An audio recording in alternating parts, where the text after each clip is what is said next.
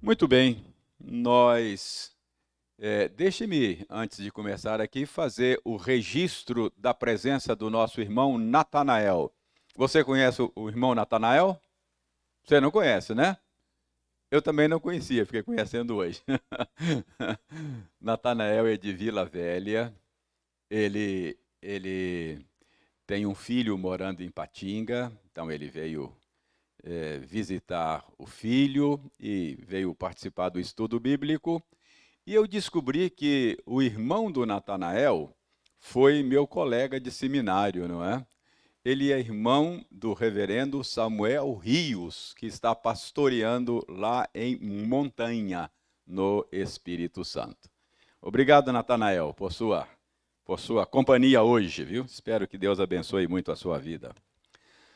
Muito bem, vamos então voltar à epístola de Paulo aos Coríntios, primeira epístola.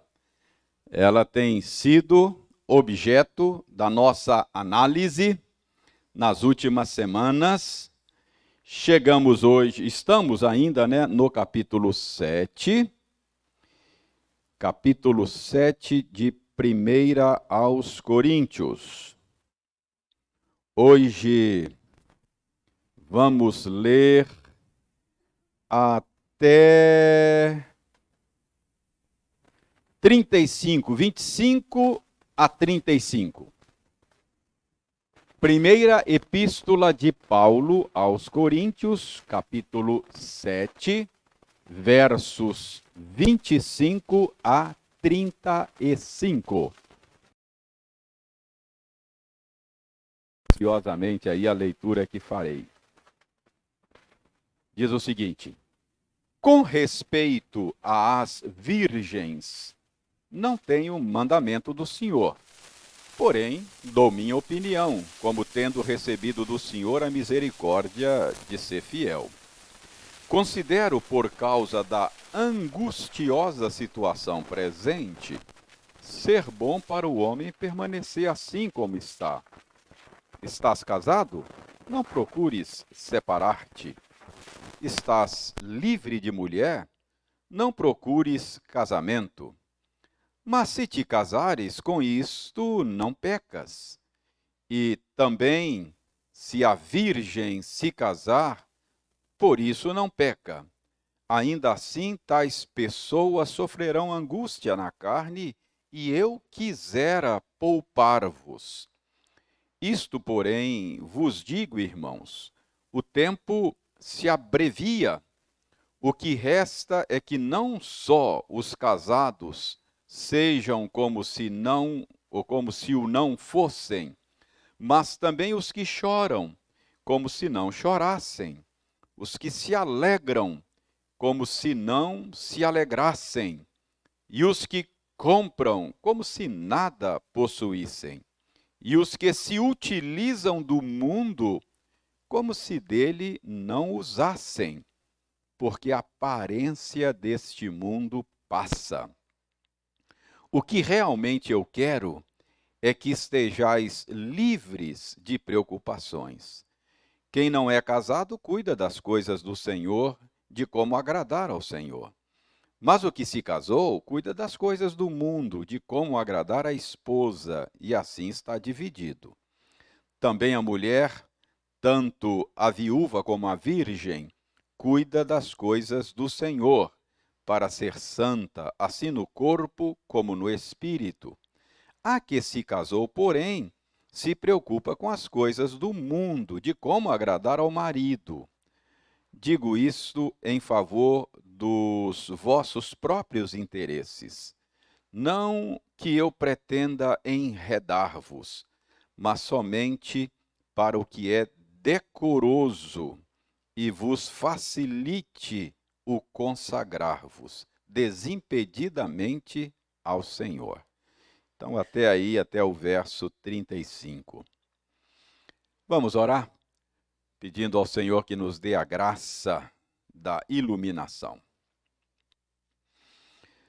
Aceita, ó Senhor, a nossa gratidão por nos permitires voltar a este local onde temos o hábito de nos encontrar para estudar a tua palavra.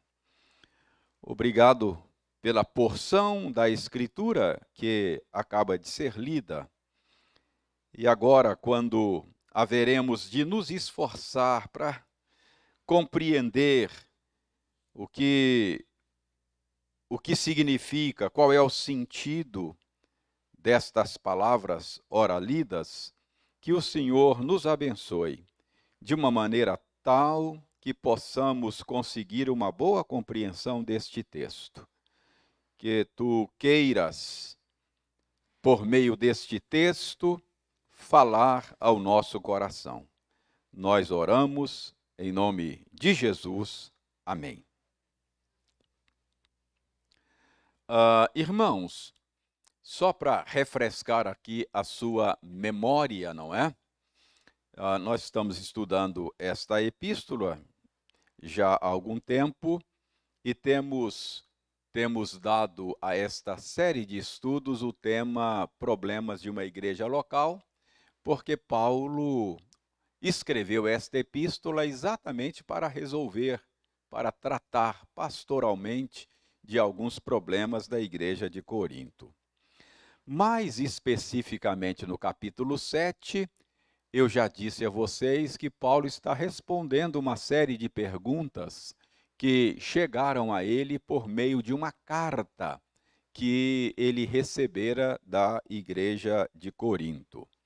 Então, Paulo continua aqui tratando dos assuntos levantados nesta carta. Então, o capítulo 7 tem esse conteúdo, não é?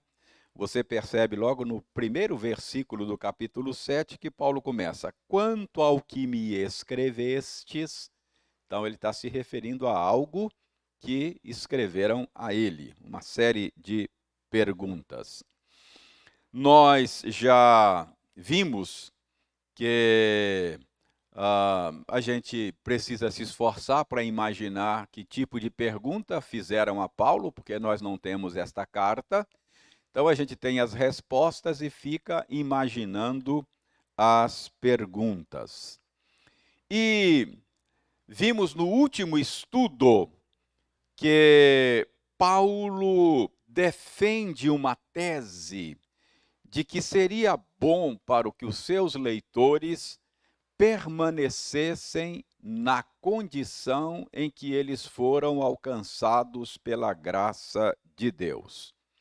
Vimos na semana passada que Paulo diz, olha, se você foi alcançado solteiro, permaneça nessa condição, permaneça solteiro. Se você foi alcançado pela graça de Deus estando casado, permaneça casado. Se você foi alcançado pela graça de Deus como escravo, não queira mudar a sua condição. Eu expliquei a vocês que esta tese de Paulo pode ser entendida por causa do contexto em que ele estava escrevendo. Nós vimos que anteriormente alguns crentes da igreja de Corinto perguntaram a Paulo se o divórcio não seria uma opção legítima, viável, para aquele que se converteu e o cônjuge não. Então, possivelmente, por causa desta ideia, é que Paulo está dizendo, olha, permaneça na sua condição. Se Deus chamou você nessa condição, você pode ser um bom cristão, mesmo tendo um cônjuge que não se converteu. Então, é isso que Paulo está tratando aqui. Permanecer na mesma condição em que foi chamado. A partir do verso 25, que é o nosso texto hoje, Paulo continua expandindo esta tese, tá?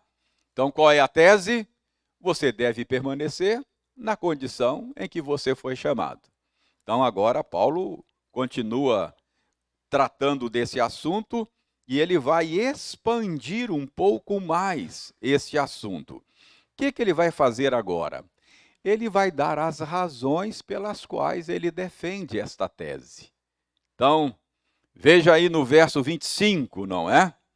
Verso 25, ele diz aí, ó, com respeito às virgens, não tenho o mandamento do Senhor, porém dou minha opinião, como tendo recebido do Senhor a misericórdia de ser fiel. Então, Paulo cuida aqui de afirmar mais uma vez que essa tese que ele apresenta, ele apresenta como uma opinião pessoal dele. Então, ele deixa claro que trata-se de sua opinião pessoal e não de um mandamento do Senhor Jesus. Isto é, Paulo deixa claro aqui que Jesus não havia dado nenhuma palavra, nenhum mandamento a respeito desse assunto. E olha a expressão aí, com respeito às virgens, com respeito, isso sugere que esse é um assunto que foi tratado na carta que mandaram a Paulo, não é? Então, Paulo diz, olha, com respeito às virgens, ou seja, com respeito a esse outro assunto que vocês escreveram lá na carta, então, o com respeito sugere que Paulo está ainda considerando perguntas levantadas na carta. Com respeito às virgens, a terminologia aqui da nossa tradução pode causar estranheza em nós hoje. Quem são estas virgens? A gente não sabe. Mas virgens eram moças solteiras, não é? Da igreja. Não sabemos se era um grupo específico que estava enfrentando algum tipo de problema específico, ou se Paulo está dando aqui uma instrução geral para as moças, as jovens solteiras da igreja. Então, quem são as virgens? São as jovens solteiras. Não sabemos exatamente se era um grupo específico, se estava enfrentando algum tipo de problema específico e que levou a igreja de Corinto a fazer consulta a Paulo a respeito do assunto. Mas fica claro aqui que Paulo não tinha mandamento do Senhor. Eu não sei qual é o problema, mas Paulo diz, eu não tenho mandamento do Senhor a respeito do assunto, já que Jesus certamente não havia tratado do assunto anteriormente. Então, Paulo diz, olha, essa instrução que eu estou dando é uma opinião pessoal. Mas notem, no final do verso 25, que, embora seja uma opinião pessoal, Paulo diz, é uma opinião pessoal, como tendo recebido do Senhor a misericórdia de ser fiel. Então, Paulo diz, é uma opinião pessoal, mas ao mesmo tempo ele evoca a sua autoridade apostólica. Ele lembra que ele recebeu do Senhor a misericórdia de ser fiel. Certamente Paulo está aqui evocando a sua autoridade apostólica. É opinião pessoal, mas lembrem, é opinião de alguém que o Senhor chamou para ser apóstolo.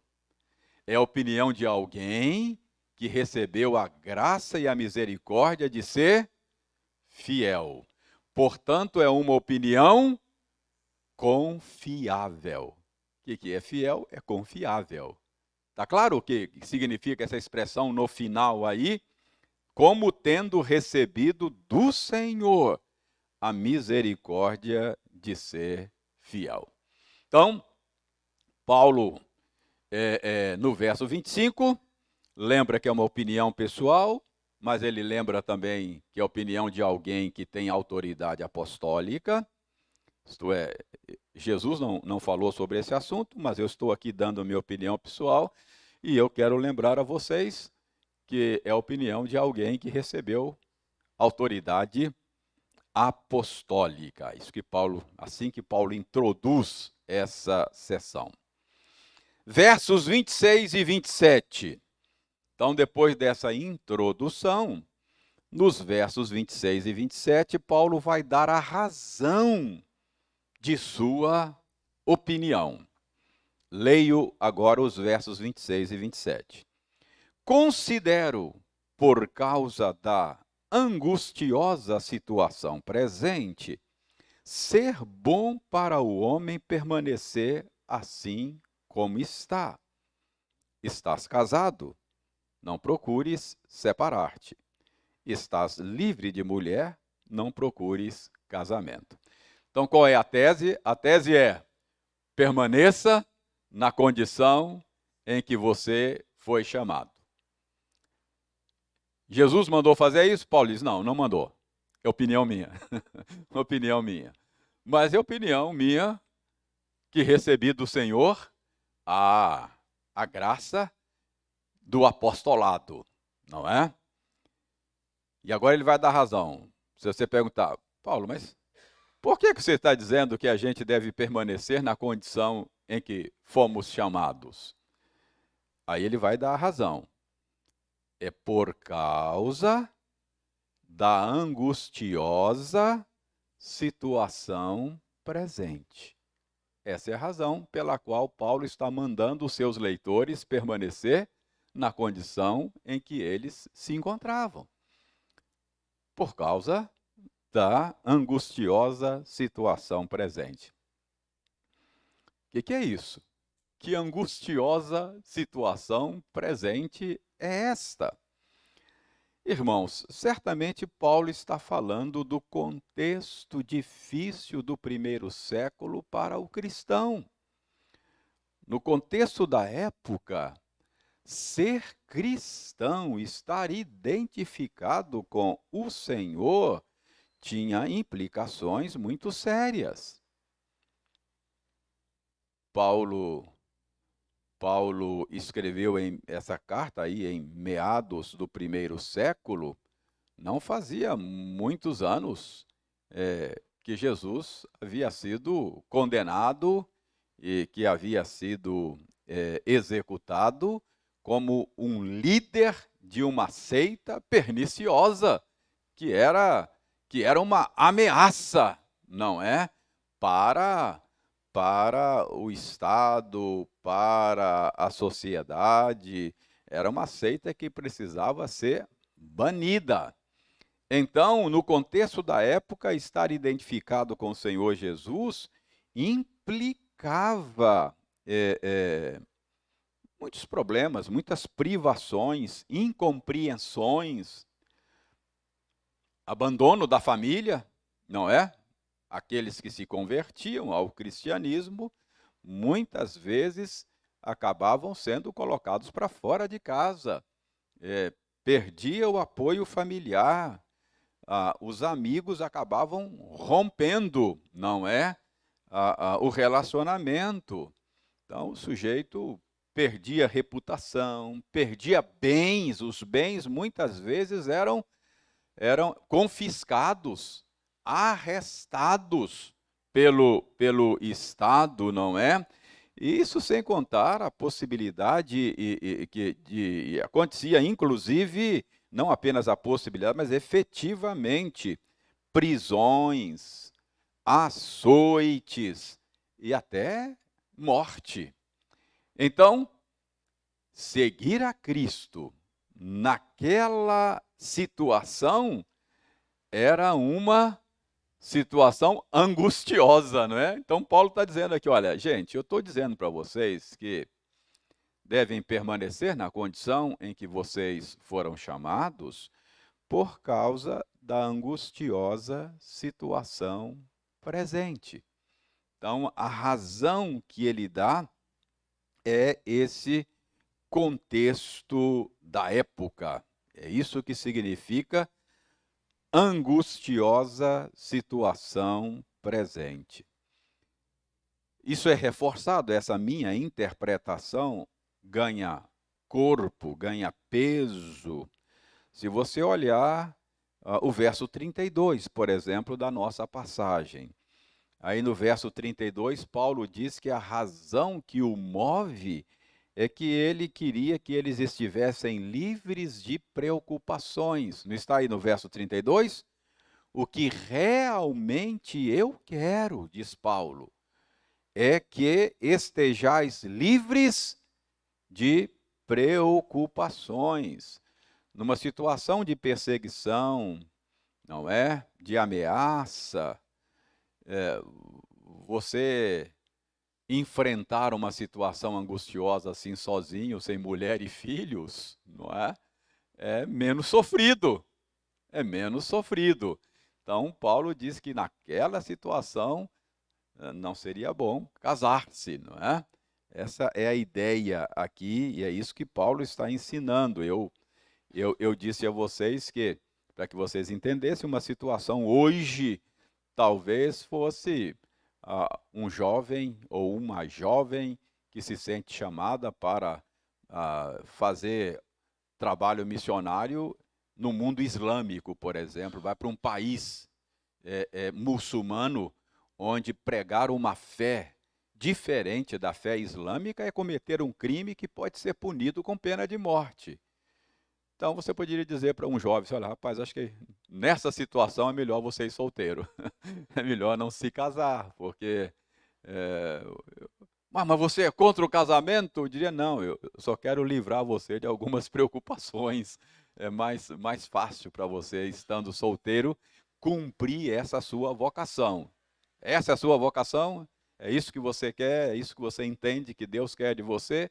Então, por causa desta situação angustiante na qual você estará inserido, eu entendo que é bom você não se casar. Então, Paulo está aqui dando as razões pelas quais ele levanta esta tese. Então, o verso 32 é: o que eu realmente quero é que estejais livres de preocupações. Agora, para ficar claro que Paulo não se opõe ao casamento, que Paulo não é contrário ao casamento, que o celibato não é uma condição moral e espiritualmente superior, não é isso que Paulo está ensinando? Para ficar claro, veja o verso 28. Paulo diz aí o verso 28, ó, mas se te casares, com isto não pecas, não é? Paulo, é a minha opinião, porque eu quero livrar vocês de dificuldades na situação angustiosa do presente. Mas, se te casares, com isso não peca. E também se a virgem se casar, por isso não peca. E aí ele diz: ainda assim, tais pessoas sofrerão angústia na carne, e eu quisera poupar-vos. Está dizendo, não peca, não é? Se você optar pelo casamento nessa situação, você não vai pecar por isso, Paulo diz. Pode sofrer as consequências das quais eu quero livrar vocês, não é? Tais pessoas sofrerão angústias na carne, mas não cometerão nenhum pecado. É a consequência natural da angustiosa situação presente. E eu quisera, diz Paulo, poupar vocês. Está claro para você qual é a razão que move Paulo? Por que é que Paulo está propondo esta tese? Não é que o celibato seja superior, não é que Paulo tenha qualquer coisa contra o casamento. A razão que ele dá é a situação angustiosa em que os seus leitores se encontravam, e ele faz questão de dizer: se você achar que a minha opinião não é boa, você não vai pecar, pode casar. Vai sofrer, mas não peca contra o Senhor. Só estou querendo poupar você. Então, se você não permanece no estado em que você foi chamado, não há pecado, já que não há mandamento do Senhor a respeito disso, não é? Vocês não pecam. Pode até Paulo diz aqui, sofrer angústias na carne. Paulo diz, eu quis poupar vocês. Então este é o propósito de Paulo. O que Paulo está querendo com essa tese? Evitar complicações, evitar dores, evitar dor de cabeça para os seus leitores. Dores de cabeça que aconteceriam em função do contexto da época. Se você der uma olhada no verso 35, não é? Você vai perceber que, mais uma vez, Paulo reforça esse propósito. Não tem como a gente não perceber que esse é o propósito de Paulo. Olha o verso 35. Digo isto em favor dos vossos próprios interesses.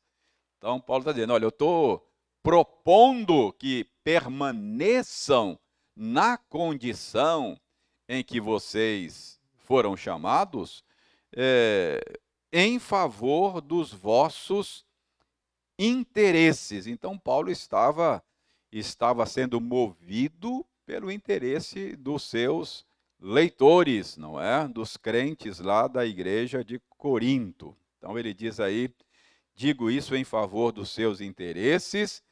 E é interessante, mais na frente ele diz, não que eu pretenda enredar-vos, mas eu digo isso somente para o que é decoroso e vos facilite o consagrar-vos desimpedidamente ao Senhor.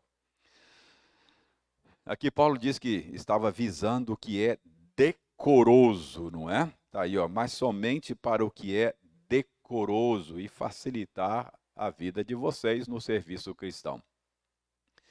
Aqui eu acho que a nossa tradução talvez possa nos induzir ao engano, ao erro. Traduzir aqui por decoroso. A gente pode pensar, mas Paulo, se o sujeito casar, o casamento é indecoroso, por que você está dizendo que é melhor não casar? É indecoroso casar? Né? Algumas outras traduções da Bíblia já acho que melhoraram essa tradução. Tem alguém com uma outra tradução que não conveniente. Acho que essa é melhor, conveniente. É melhor do que decoroso, não é? Conveniente. Porque essa é a ideia, não é? Não é porque decoroso ou indecoroso sugere moral, imoral, não é? Então eu acho que conveniente. Decoroso aqui, essa é a ideia. Paulo dizendo, eu estou aqui só sugerindo para vocês algo que eu acho mais conveniente, mais adequado a esta situação angustiosa presente, não é? Então, o que movia Paulo era o interesse dos seus próprios leitores. O que Paulo está querendo é sugerir para eles uma ideia, uma saída, fugiu aqui a palavra, mas uma escolha, não é, que fosse mais conveniente, mais adequada àquela situação. Então, é decoroso nesse sentido, mais adequada, mais conveniente, não é? Ao momento e à circunstância em que eles estavam vivendo. Então, acho que fica claro aqui para nós qual é a motivação do apóstolo Paulo ao dizer aos seus leitores que eles deveriam permanecer na condição em que foram chamados. Mas aqui no verso 35, ao dar a sua razão, É, Paulo, Paulo faz uma observação muito importante que eu creio que se aplica à liderança cristã. Acho que tem uma. Enquanto eu estudava essa passagem, saltou aos meus olhos essa. É um detalhe, um pequeno detalhe, mas um detalhe muito importante e que oferece uma lição sobre liderança cristã que eu gostaria muito de compartilhar com vocês. Eu estou, me referindo ao fato de Paulo dizer aí no verso 35, né? Não que eu pretenda enredar-vos. Essa é a expressão, esse é o detalhe. Paulo diz: olha, eu estou dizendo essas coisas para vocês porque eu estou visando os próprios interesses de vocês. Eu não estou aqui querendo enredar vocês. Isso é muito importante.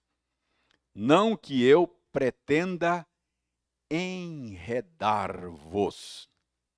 O que é enredar? Prender com uma rede. Não é? Enredar é você prender com uma rede. Então, Paulo está dizendo: eu não quero enredar vocês. Não é esse o meu interesse, não é esse o meu propósito. Irmãos, prestem bem atenção no que a gente pode aprender aqui sobre liderança cristã. Embora Paulo fosse um líder especial, embora ele fosse um líder que tivesse a autoridade que nenhum de nós tem, nenhum líder contemporâneo tem, porque Paulo tinha autoridade apostólica. Ele faz questão de deixar claro aqui, ele tem o cuidado de esclarecer aqui que a sua intenção não é exercer controle, dominação sobre os seus liderados. Olha que coisa preciosa esse detalhe. Paulo diz: irmãos, olha, eu estou aqui preocupado com o bem de vocês. Eu quero que vocês fiquem sabendo que eu não estou querendo enredar vocês. Não estou querendo controlar vocês. Eu não estou querendo ser dono da vida de vocês. Eu não estou querendo ser o senhor da vida de vocês. Gente, isso é precioso demais. Esse detalhe que Paulo diz aqui, ele diz: eu não estou querendo enredar vocês. Então, irmãos, isso me ensina. Fala, Laércio. Enlaçar, isso. A ideia é essa mesmo, é prender, não é? A lição aqui para a liderança cristã é aquilo que Pedro vai dizer na sua primeira epístola, que o líder cristão não deve exercer a sua liderança como dominadores daqueles que vos foram confiados. Lembra que Pedro fala isso? Lembra? Ou tem que abrir lá para ver? Quer abrir? Está lá. 1 de Pedro 5. 1 de Pedro 5, 1, 2, 3. 1 de Pedro 5, versos 1, 2, 3. Ele diz assim, ó, Pedro dizendo, ó, rogo, pois, aos presbíteros que há entre vós, eu, presbítero como eles, e testemunha dos sofrimentos de Cristo, e ainda coparticipante da glória que há de ser revelada, pastoreai o rebanho de Deus que há entre vós, não por constrangimento, mas espontaneamente, como Deus quer, nem por sórdida ganância, mas de boa vontade. Agora preste atenção, verso 3: nem como dominadores dos que vos foram confiados. Como é que o presbítero deve liderar? Como é que o presbítero deve pastorear? Não como dominadores.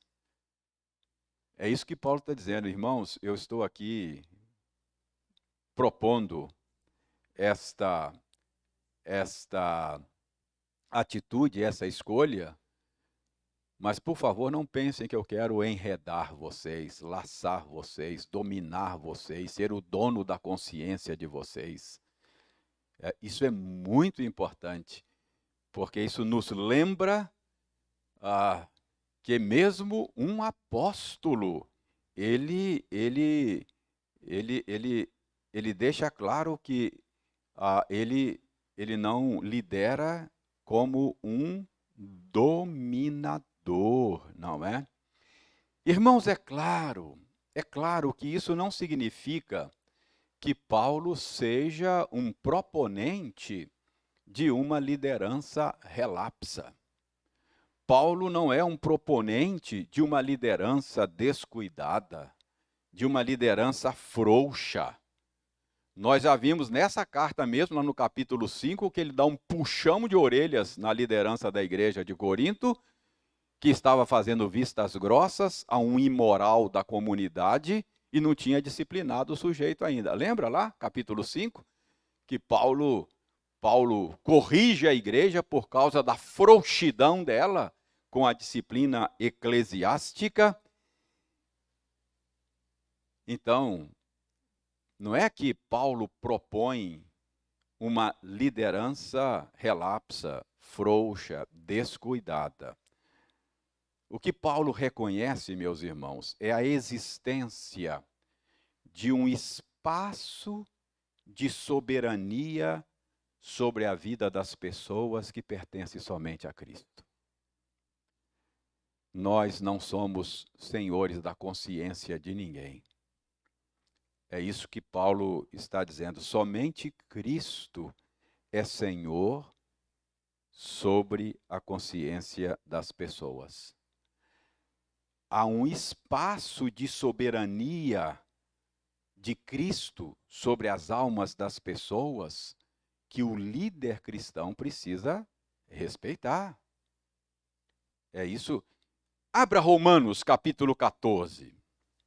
Abra Romanos capítulo 14, versos 1 a 4. Então, nós não podemos exercer, nenhum líder cristão pode exercer a sua liderança como dominador e como senhor da consciência dos outros. É isso que Paulo está dizendo. Ele diz, eu não estou aqui querendo enredar vocês, prender vocês, ser o senhor da consciência de vocês. Romanos 14, de 1 a 4. Paulo está falando de algumas questões neutras, questões indiferentes, chamadas de adiáfora. Que tipo de dieta o cristão deve ter? Então havia gente que achava, não, o cristão não pode comer carne. O cristão tem que ser vegetariano, não pode comer carne, só pode comer legumes. Não, o cristão pode comer carne, foi Deus que fez o boi e a vaca, não tem nenhum problema, tudo que Deus fez é bom, a gente pode comer a picanha. Então, ficava aquela briga lá, não é? Um dizendo que, você não é crente, você come carne. Não, você não é crente, você não come carne. Então, Paulo está tratando desse assunto, ok? Olha o que ele diz. Acolhei ao que é débil na fé, não porém para discutir opiniões. Um crê que de tudo pode comer, mas o débil come legumes. Quem come, não despreze o que não come. E o que não come, não julgue o que come, porque Deus o acolheu. Agora preste atenção no verso 4. Quem és tu que julgas servo alheio? Para o seu próprio Senhor está em pé ou cai, mas estará em pé, porque o Senhor é poderoso para o suster. Olha essa pergunta que Paulo faz. Quem és tu que julgas servo alheio? O que Paulo está dizendo aqui? É que o seu irmão não é seu servo. A igreja que eu lidero não é minha serva. Ele não é servo seu, é servo alheio. Ele é servo de quem? Ele é servo de Cristo. Portanto, não queira controlar o seu irmão, não seja dominador do seu irmão. Liderar não é controlar a vida das pessoas. Gente, tem liderança que pretende ser cristã nos nossos dias, que quer escolher até com quem as pessoas da igreja têm que casar. Já viram isso? E às vezes usa o nome do Senhor. O Senhor me revelou que você tem que casar com a Maria.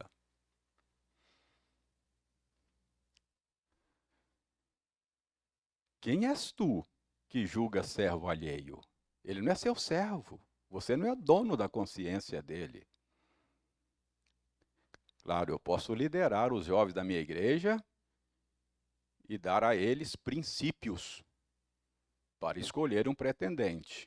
Não é verdade? Isso é liderar. Eu digo, jovem querido, a primeira pergunta que você faz é: o pretendente ama a Cristo? Essa é a primeira pergunta. Se for não ama a Cristo, não precisa nem fazer a segunda, acabou. Aí você, não, ele ama a Cristo, ele é cristão, comprometido. Aí você faz a segunda pergunta, não é? A terceira. Percebe? São princípios, eu dou princípio. Quando você vai casar, esse é problema seu. Você não é meu servo, você vai prestar contas a Cristo, não a mim. Eu não posso liderar como dominador, como dono das pessoas. Eu não sou dono de ninguém. É isso que Paulo está dizendo quando ele diz aqui. Ele diz que, eu não estou querendo enredar vocês, eu estou dizendo, olha, é bom você ficar na condição que você foi chamado, deu as razões pelas quais ele acha, deixou claro que não tem mandamento do Senhor, você não peca, se você não quiser a minha opinião nesse caso, e que fique claro, eu não estou querendo enredar vocês, eu não estou querendo dominar, controlar a vida de vocês. Então, essa expressão ela é muito rica e muito importante para ajudar o líder cristão a exercer bem a sua liderança. O líder cristão precisa entender que Jesus é o Senhor da alma do outro. Ele é Senhor da consciência do outro. O líder cristão precisa entender que o seu irmão é servo alheio, é servo de outro, ele é servo de Jesus e não seu, não é? Jesus é o Senhor do seu irmão e não você. Então, isso é muito importante, não é? Vocês respondem a Cristo, não a mim. Vocês vão responder e prestar contas ao Senhor Jesus. Posso até ajudar vocês e ser um bom facilitador da relação sua com Jesus. Mas você não reporta a mim.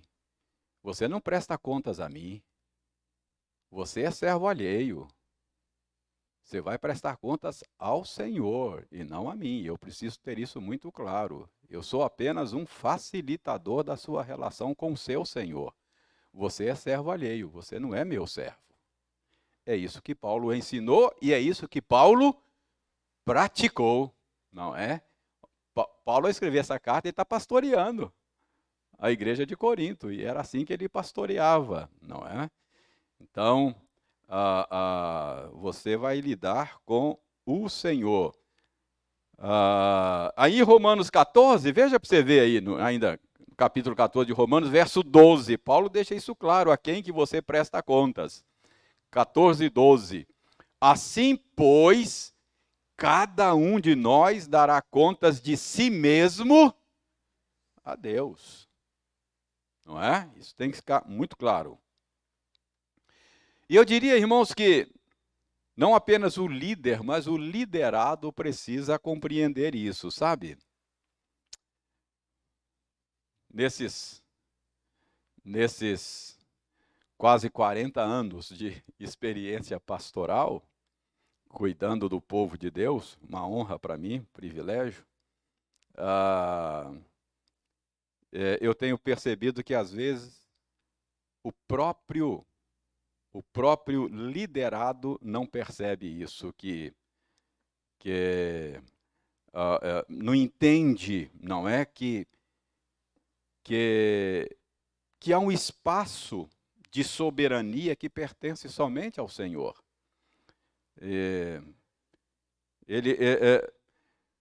Às vezes o liderado não percebe isso e ele quer que a gente toma as decisões dele.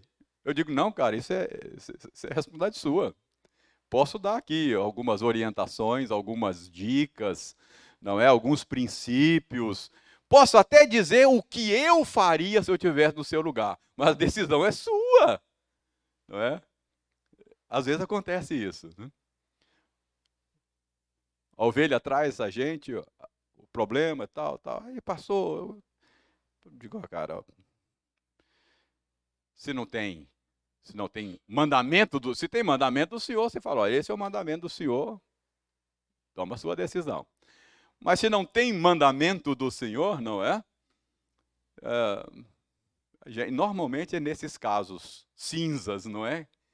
O pessoal gosta muito de livro de regra, né? Gosta daquela igreja que tem regrinha. Pode isso, pode aquilo, não pode aquilo. Aí facilita a vida, né?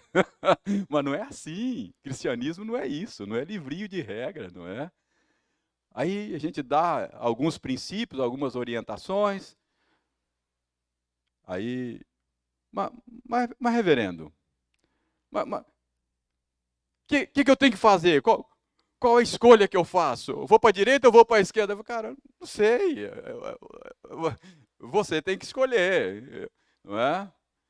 Mas se fosse o senhor, o que o senhor faria? Ele quer que eu tome a decisão dele, não é? Eu digo, não, cara, a decisão é sua. Vamos orar e tem essas possibilidades, prós, contras, isso não tem mandamento do Senhor, não é? É, sem dúvida, não sem dúvida. É isso mesmo, não é? O que eu, o que eu não posso dizer, eu me caso com fulano ou Beltrano? Sei lá, cara. Isso é escolha sua e arca com as consequências. Não é assim? Arca com as consequências. Eu lhe dou os princípios bíblicos aqui. Mas entendeu? O que eu quero que fique claro que há um espaço na consciência nossa que só o Senhor manda. Só o Senhor. Entendeu? É só o Senhor. O líder precisa entender isso e o liderado precisa entender isso. Isso é um princípio de liderança. Você está liderando servo alheio. Ok? Isso é muito importante para a liderança cristã. Todos nós vamos comparecer perante o tribunal de Deus e cada um de nós vai dar conta de si mesmo, tá? Tem certas coisas da sua vida, Deus vai cobrar de mim. Mas tem certas coisas da vida que é você que vai prestar contas, não sou eu. Tá claro? Esse é o ponto, não é? Então, irmãos, toda essa reflexão parece que a gente está aqui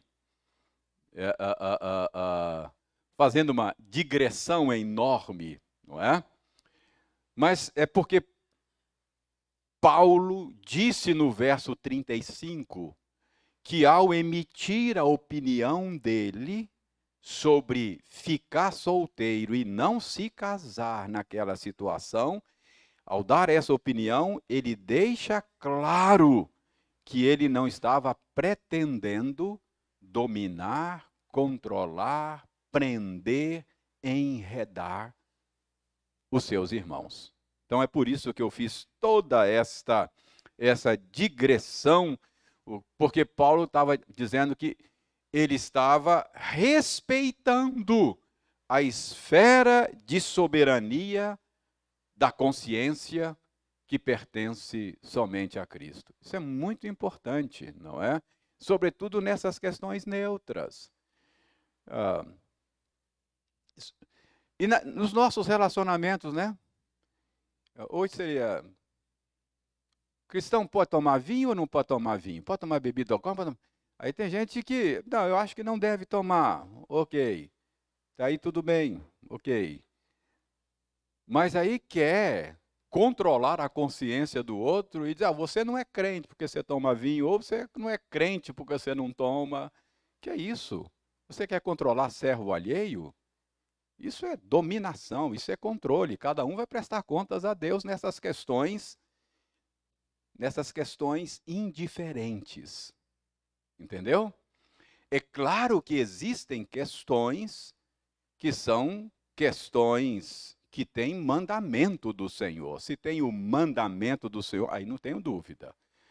Eu digo: irmão, você está pecando contra o Senhor. Hã? Não, aí não tem acordo. Eu digo: não, aí você está pecando. Aí já está pecando contra o Senhor. Mas não é por minha causa, percebe? Não é meu servo. É servo do Senhor, não é? É com o Senhor que você vai se ver. Né? Oi? Alguém falou alguma coisa? Não.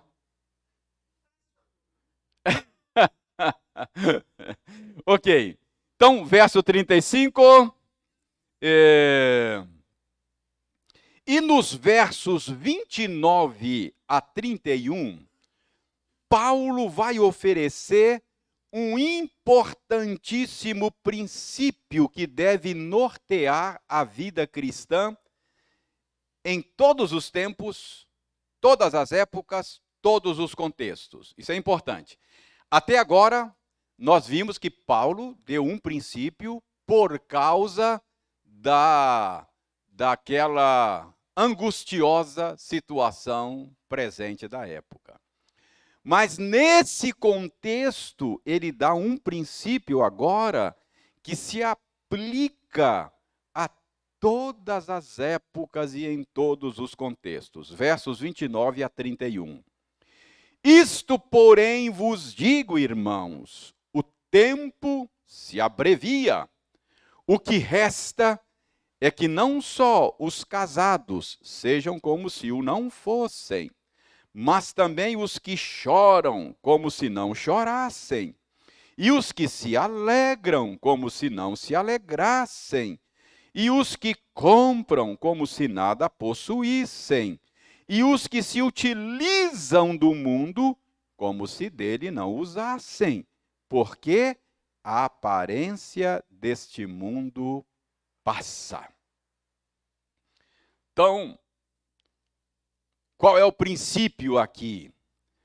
O princípio é que, à luz da natureza escatológica do momento presente, você deveria viver de maneira desprendida da presente ordem de coisas. Então, isso se aplica a todas as épocas, não apenas naquela época lá.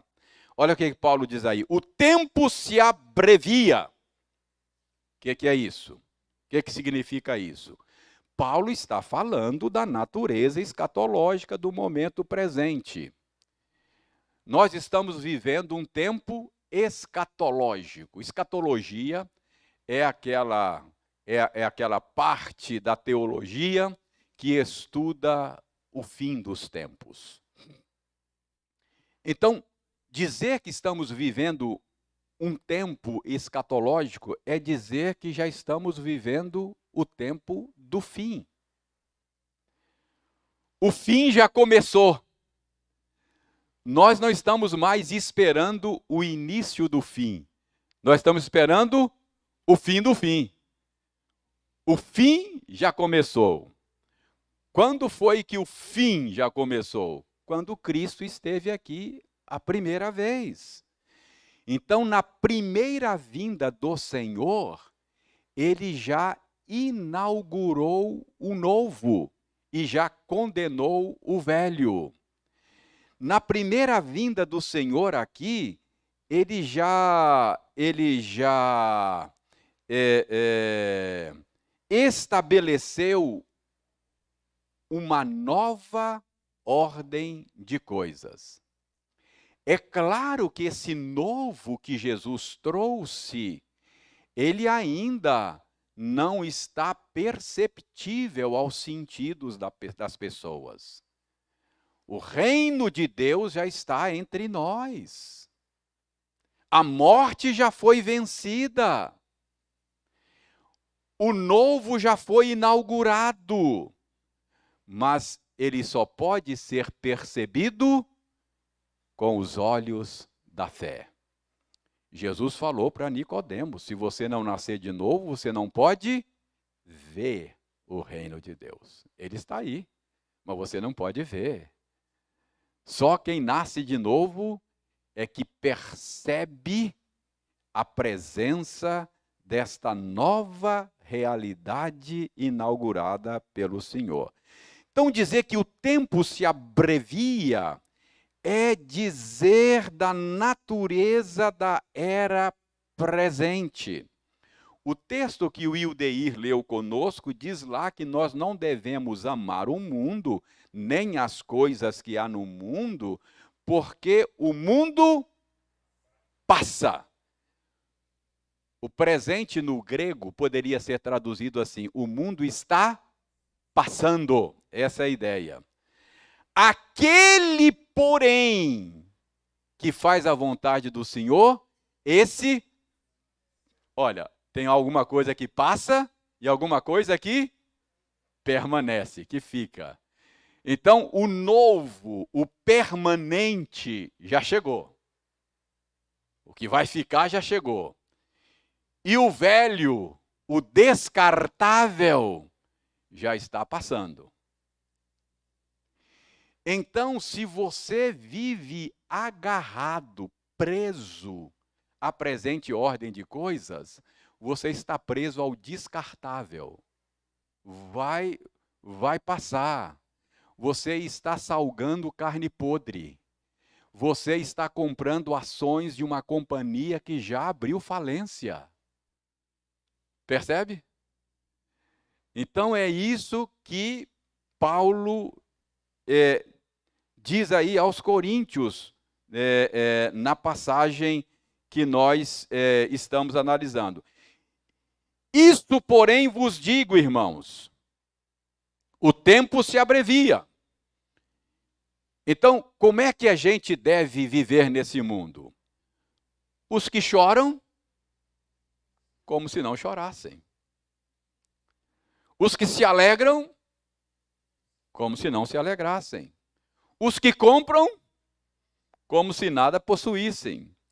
Os que se utilizam deste mundo, como se dele não usasse. Por quê? Porque a aparência desse mundo passa. É aquilo que eu disse no meu sermão de domingo. Curta o que dá para curtir, meu filho, mas não põe seu coração em nada nesse presente ordem de coisas. Se você fizer a sua alegria depender daquilo que você pode perder, você está perdido. Está perdido, não é?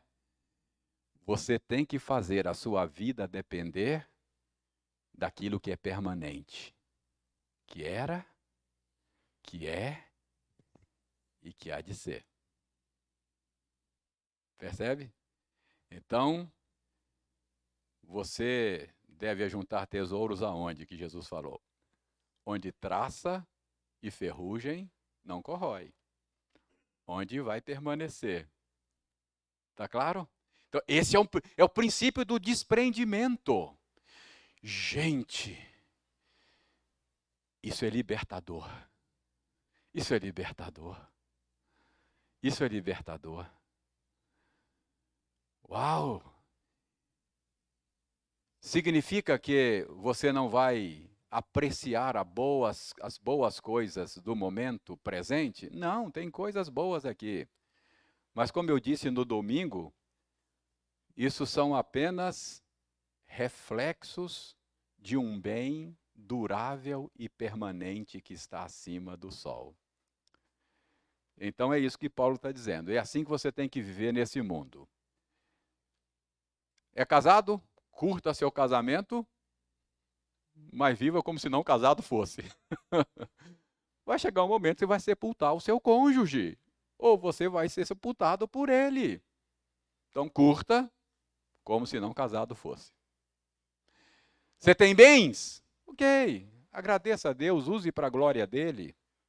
Use para a expansão do reino de Deus, desfrute, curta, mas como se nada tivesse. Entendeu? Porque traça, ferrugem, corrói. Basta aí um colapso na economia, um vírus novo na praça, e você pode perder tudo que tem. Entendeu? Os que se alegram, se alegre, curta, mas como se não se alegrasse. Não há bem que nunca acabe. Não é assim que eu lhe disse no domingo? É assim que você tem que viver o presente momento. Isso é viver o presente momento entendendo a natureza escatológica do momento. Entendeu? O tempo se abrevia. O tempo se abrevia. Então, esse é um princípio que Paulo ensina aqui. Ele ensinou para os crentes do primeiro século. Certamente foi útil para eles, mas isso é útil para nós hoje e será útil em todas as épocas até que ele volte. É entender que estamos vivendo um tempo escatológico, o tempo do fim. Estamos só aguardando fechar a cortina da história e inaugurar a nova terra. Então, é isso que Paulo diz aqui, ok? Então, não se agarre a nada deste mundo, mesmo que sejam coisas legítimas. Agarre-se à vontade de Deus, porque aquele que faz a vontade de Deus, esse permanece, não é? Esse permanece. Alguma pergunta ou alguma colocação sobre o que vimos?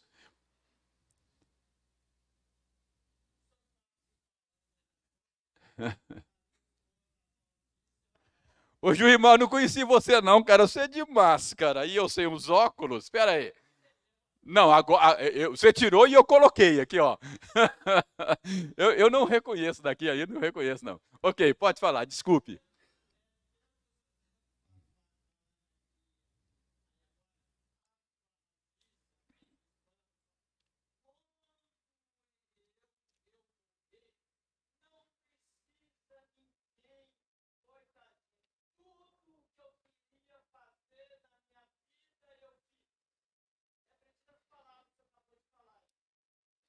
É, isso.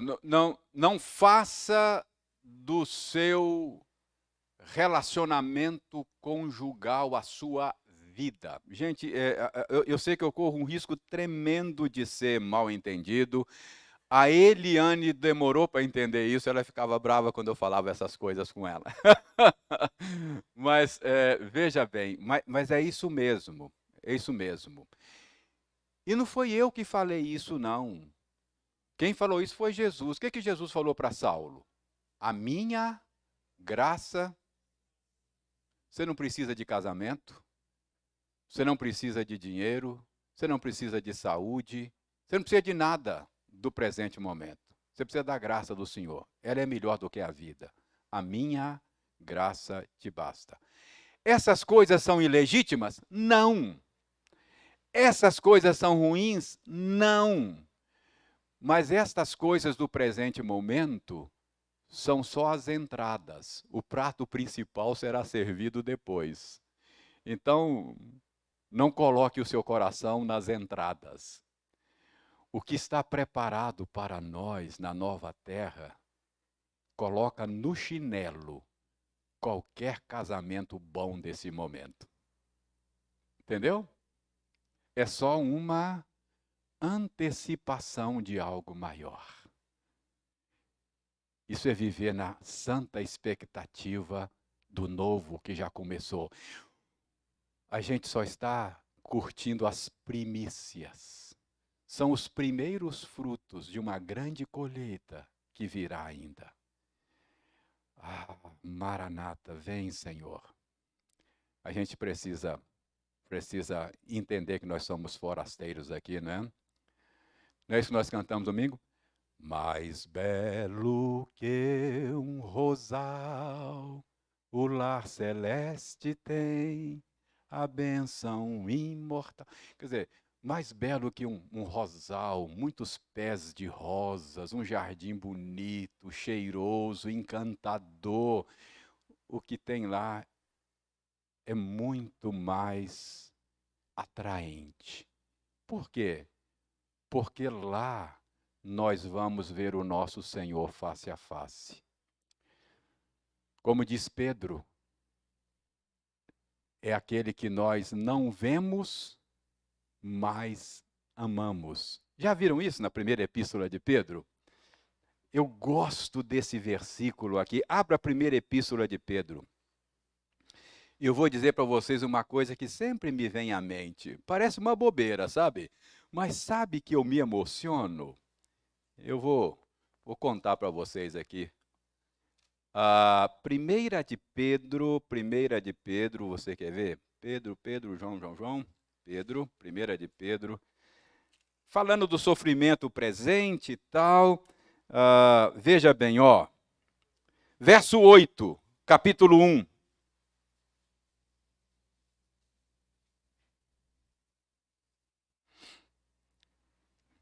A quem... Ele fala aí que... Fala de Cristo aí no final do verso 7. Agora, Cristo é aquele que você não vê, a quem não havendo visto, amais. Veja bem. No qual, não vendo agora, mas crendo, exultais com alegria indizível e jeito. Olha, eu amo a Cristo, embora não possa vê-lo. Mas mesmo essa relação pela fé, sem vê-lo, enche o meu coração de alegria. Eu exulto nessa relação com Ele com alegria indizível. Amo sem vê-lo e me alegro nele. Você já imaginou o dia que eu puder vê-lo? Agora eu vou contar para vocês o que esse texto sempre vem na minha mente. Vocês já viram quando na televisão eles promovem o encontro de um fã com seu ídolo de surpresa? Esses quadros, né? Já viram? O sonho do sujeito é ver uma celebridade. Sonho é ver aquela... Ele é um fã, é fanático e tal. Aí, de repente, eles arrumam um jeito lá e, de surpresa, planejam um encontro entre o fã e o ídolo. Tem uns que quase desmaiam. Não é? Eu me lembro de uma cena em que aquele humorista, o Costinha, promoveu o encontro do filhinho dele com o Zico, no auge da carreira do Zico. Uma hora você busca na internet, o menininho fica assim, ô pai, eu vi o Zico, pai. E o Zico na frente dele, ô pai, eu vi o Zico, pai. Eu vi o Zico, pai. Tem uns que quase morrem. Sempre que eu vejo esses quadros, eu me emociono. E fico, como é que eu vou ficar quando eu ver Jesus? Gente, que coisa vai ser?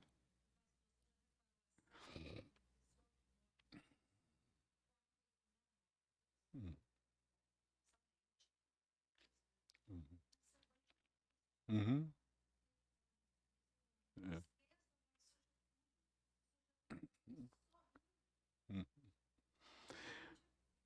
é, hum. Hã? Isso. Mas sempre que eu vejo esses quadros na TV, eu me lembro desse verso. A quem não vendo, amais e se alegra com gozo indizível, indescritível. Eu nunca vi, me alegro nele e eu fico pensando, como é que vai ser quando eu me encontrar com ele?